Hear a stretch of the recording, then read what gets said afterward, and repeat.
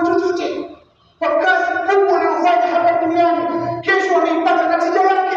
Allah subhanahu wa ta'ala kama vile anamlipa huyu mtoto, hata hapo sasa hivi pia analipwa.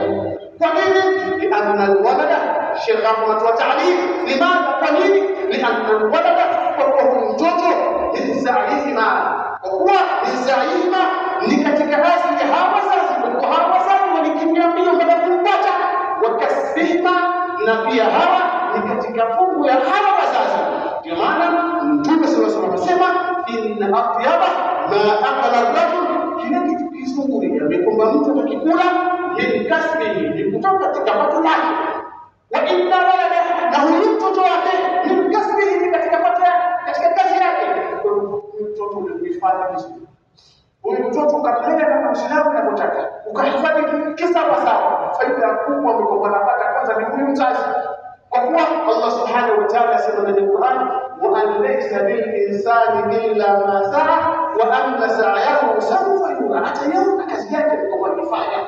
Huyu mtoto huyu alimlea vizuri, huyu mtoto huyu alihifadhi kama Uislamu unavyotaka, leo anastarehe peponi, leo anapata faida. Je, watoto wetu hawa itakuwa ndio sababu ya sisi kupata radhi za Allah subhanahu wa ta'ala kesho?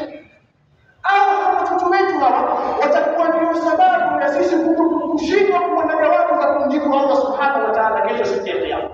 Kila mmoja ajiangalie hii neema ya watoto. Neema ndio kwa wengine ujifahirisha, neema ndio kwa wengine upiga kifua kama mna watoto kadha wa kadha. Vipi hawa watoto hawa ili hifadhi, mimi nimewalea na Uislamu unataka? Hapa hakuna akili yako, hapa hakuna kupatia ni msomi sana, la, hapa ni muumini na Uislamu unataka. Kwa kuwa ni amana, na Allah subhanahu wa ta'ala amekuonyesha namna gani ya kuhifadhi hiyo amana, amekufundisha namna gani ya kulea hiyo amana. Watukufu wa Uislamu, ikiwa hiyo hali ya watoto, ikiwa hiyo hali ya namna watoto walivyo, cheo chao, namna umuhimu wao, kuna baadhi ya mambo kwa mtu akiyafanya, baadhi za nukta ambazo kwamba yaweza kusaidia wewe kama mzazi kuhifadhi hii amana ya watoto. Nukta ya kwanza katika nikati hizi ni mtu afahamu kwamba salahul walidaini, wazazi wawili kuwa katika njia nzuri, bil ilmi wal amal salih, min a'zami al asbab li salihihim wa hifdhihim.